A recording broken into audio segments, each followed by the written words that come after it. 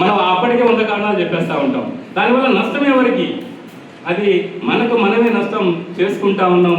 ఉపాధ్యాయులంగా success అవుతున్నాం, కానీ మన జీతాల విషయంలో మాత్రం చాలా వెనకబడి ఉన్నాం. ఇప్పుడు 2023 జూలై నుంచి 2026 జూలై 36 నెలలు మన పిఆర్సీ గడువు గడిచిపోయింది. ఇంకెంత మిగిలింది? ఇంకొక 24 నెలలు, అంటే 2 years ఉన్నది. 60 నెలల నుంచి 36 నెలలు పోతే ఎంత? 24 నెలలే కదా. ఈ 24 నెలలు అయిపోతే ఈ పిఆర్సీ కూడా మర్చిపోతాం మనం. కానీ ఈ పిఆర్సీలో యావరేజ్కి చూసుకుంటే ప్రతి నెల 10,000 రూపాయలు వస్తుంది మనకు. యావరేజ్ జీతం చూసుకుంటే 36 నెలలు అంటే చూడండి, 3,60,000 రూపాయలు లాస్ అయి ఉన్నాం మనం వాళ్ళకి. కానీ దీని గురించి మనం సీరియస్గా పట్టించుకోము. ఇంకా డిఎల్ విషయం గురించి వస్తే మాత్రం 2024 జనవరి, ఇదంతా 2026 జూలై. నిన్నటితో అది కూడా 6వ డిఏ కూడా పురుడు పోసుకుంది. మొన్నటిదాకా 5వ డిఏ అని అనుకున్నాం, ఇప్పుడు 6వ డిఏ కూడా పురుడు పోసుకున్నది. అదంతా 21% మన షార్టేజ్ ఉన్నాం. అంటే సుమారు మన బేసిక్ మీద 15,000 లాస్లో ఉన్నాం. ఇటు 15,000, అటు 10,000. ఒక నెలకు వచ్చేసి 25,000 రూపాయలు లాస్లో ఉన్నాం మనం. ఇక్కడ యావరేజ్ చూసుకుంటే 2,40,000 రూపాయలు, పైన 3,60,000 రూపాయలు, 6 లక్షలు. ఇంకా చిన్న విషయం చెప్పాలి, చాలా మంది లేదు. మన నేను మర్చిపోయి ఏదో బిల్లు గుర్తుకొచ్చి జీపీఎఫ్ ఆఫీస్ పోయినా. కొంచెం ఇంట్రెస్ట్ వినండి, ఇది మనకు సంబంధించింది కాబట్టి. జీపీఎఫ్ ఆఫీస్ ఏంటంటే పార్ట్ ఫైనల్ కోసం పోయినా. పార్ట్ ఫైనల్ కోసం పోతే నేనేది ఆన్లైన్లో ఉన్న నా బిల్ అంతా పట్టుకొని పోయినా. పట్టుకుంటేనే 11 లక్షల రూపాయలు క్యాష్ చూపెడతా ఉన్నాను ఆన్లైన్లో. నేను ఆ 11 లక్షలు దృష్టిలో పెట్టుకొని మీదేదో హౌస్ రిపేర్ ఏదో ఒకటి పెడతాం కదా మనం, 70% మార్జిన్లో చేసుకొని బిల్లు చేసుకుని నేను అక్కడికి పోతే ఆయన ఒక చిట్టా తీసిండు నాకు. వాళ్ళ దగ్గర ఒక చిట్టా తీసిండు. ఆ చిట్టాలో చూస్తే నాకు 7 లక్షల కంటే ఎక్కువ డబ్బులు లేవు, 4 లక్షల షార్టేజ్ ఉంది. 4 లక్షల షార్టేజ్ ఎందుకు ఉన్నాయని అడిగినా. నేను నీకు నా బిల్లుతో సహా చూపెడతా అని చెప్పిన. నా బిల్స్ అన్నీ కూడా A to Z రిసిప్ట్, ఏ ఇయర్కి ఆ ఇయర్ రిసిప్ట్ అన్ని నేను పట్టుకొని వచ్చిన.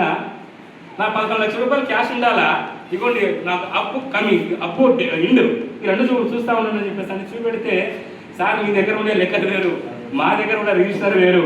మీకు 2020 నుంచి మీ జీపీఎఫ్లో ఇంట్రెస్ట్ యాడ్ అవ్వట్లేదు, మీరు అది మర్చిపోయారు అన్నాడు ఆయన.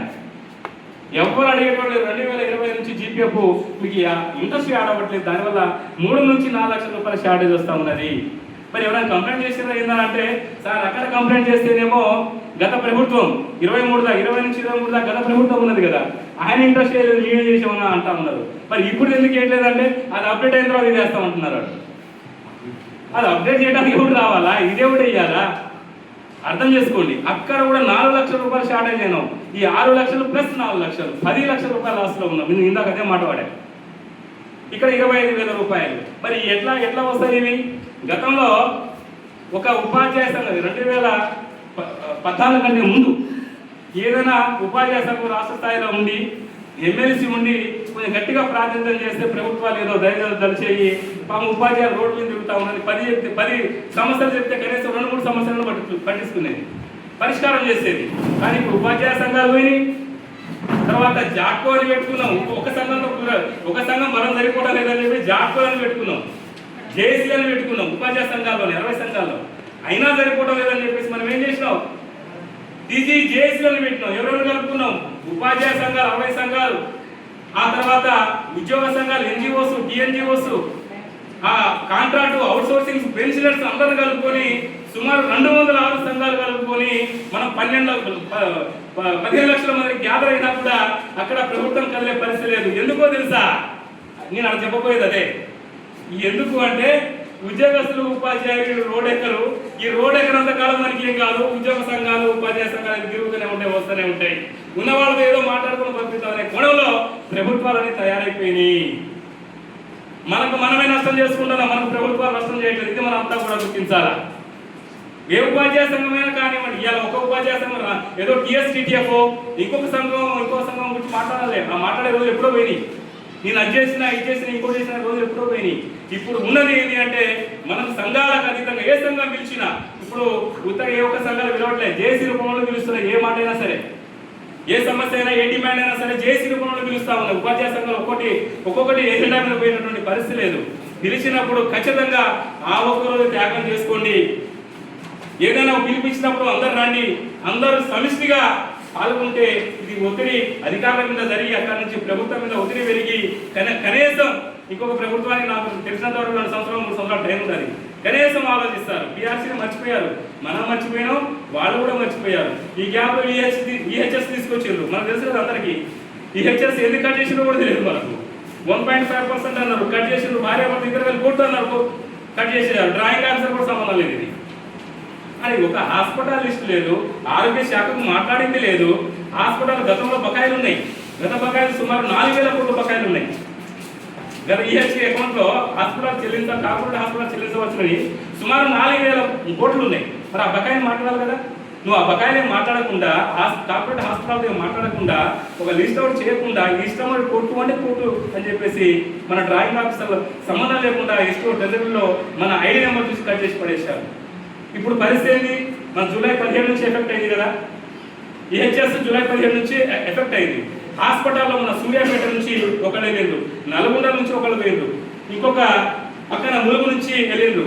వాళ్ళు ఏదో ఆశపడి పాపం ఫ్యామిలీ కొట్టుకొని కార్పొరేట్ హాస్పిటల్కి పోతే నీకు కార్డు అంతా డౌన్లోడ్ చేసుకోమని కదా, హెల్త్ కార్డు మన అందరినీ కూడా డౌన్లోడ్ చేసుకున్న కార్డు చదువుకొని ఈ కార్డు చదవదండు అని చెప్పేసి కార్పొరేట్ హాస్పిటల్ చెప్పారు. మరి ఎందుకు చదవరా భయ్? మీరు 2 నెలల నుంచి 3 నెలల నుంచి కడతనే ఉన్నాం కదా, రాష్ట్ర వ్యాప్తంగా కడతా ఉన్నాం కదా. నేను ఒక్కడే రావచ్చు కదా, రాష్ట్ర వ్యాప్తంగా కడతా ఉన్నాం కదా. ఎఫెక్ట్ అయిన తేదీ మరి జూలై 17వ తేదీ ఉంది అని చెప్పేసి అంటే దానికి సమాధానం చెప్పకుండా కార్పొరేట్ హాస్పిటల్ కడితే ఫీజు కట్టు, ఒకవేళ నీ బిల్స్ కావాలంటే రియంబర్స్మెంట్ బిల్లు చేస్తా, తీసుకొని వెళ్ళిపోదు అని చెప్పి ఆ పరిస్థితి కనబడతా ఉన్నది. ఈ వీటన్నిటి కూడా పరిష్కారం ఒకటే. మొన్న ఢిల్లీ పార్లమెంట్ లో జరిగింది, మనం చూసాం. విద్యార్థుల్లో కదలిక, ప్రభుత్వంలో మార్పు, విద్యాశాఖ మంత్రిని రాజీనామా, ఇవన్నీ కూడా మన కళ్ళతో చూసినాం. ఆ యొక్క యాస్పిరేషన్ ని కూడా మనం ఖచ్చితంగా ఇన్స్పిరేషన్ గా తీసుకోవాలి. పోరాటంలో ముందు వరుసలో కనీసం కనబడకపోయినా అక్కడ ఉండే జనాల్లో అయినా కనీసం 2-3 మోటివేట్ చేసి, సరే మనకు ఉండే అవసరం అనుకుంటాయి కానీ అక్కడ ఫుల్ఫిల్ చేసేటట్టుగా మనమంతా కూడా ప్రయత్నం చేసుకుంటూ పోతేనే రాబోయే రోజుల్లో ఉపాధ్యాయ సంఘాలైనా ఉపాధ్యాయులమైనా మనమైనా అందరం కూడా నిలబడతాం తప్ప మనం ఇలా ఉంటే మాత్రంగా నిలబడేటటువంటి పరిస్థితి లేదు. ఇంకొకటి, ఈ మధ్య కాలంలో ప్రాతినిధ్యం చేశాం మీకు కొన్ని విషయాలు డిఓ ఆఫీస్లో, మీకు దాదాపు అప్డేట్లో వాట్సాప్ గ్రూప్లో కూడా వస్తూ ఉన్నాయి. వాటి విషయంలో కూడా మీకు చాలా ఇబ్బంది పడ్డాం. మరి ఇంతమంది ఫోన్లు చేసి తక్కువ మంది వస్తే అధికారులు ఎట్లా కలుగుతారనే ఆలోచన కూడా వచ్చింది. సరే, అధికారులు గుర్తించారు, ఆ సమస్యలన్నింటినీ కూడా ఒక ఆర్డర్లో పెట్టుకొని మరి ఒక్కొక్కటి పరిష్కారం చేసుకుంటూ వచ్చారు. సరే, వాటి విషయంలో నేను లోతట్టుగా అవ్వను, కానీ మేజర్గా ఉన్నటువంటి విషయాల్లో మాత్రం మనమంతా కూడా కాస్త ముందు వరుసలో అందరం కదలాలి, అందరం ముందుకెళ్ళాలని చెప్పేసి మరి కోరుకుంటూ మరి అవకాశం ఇచ్చినటువంటి ఆర్పీలకు, సోదర ఉపాధ్యాయులకు మరొక మారు ధన్యవాదాలు తెలియజేసుకుంటూ ముగిస్తా ఉన్నాం. Thank you sir.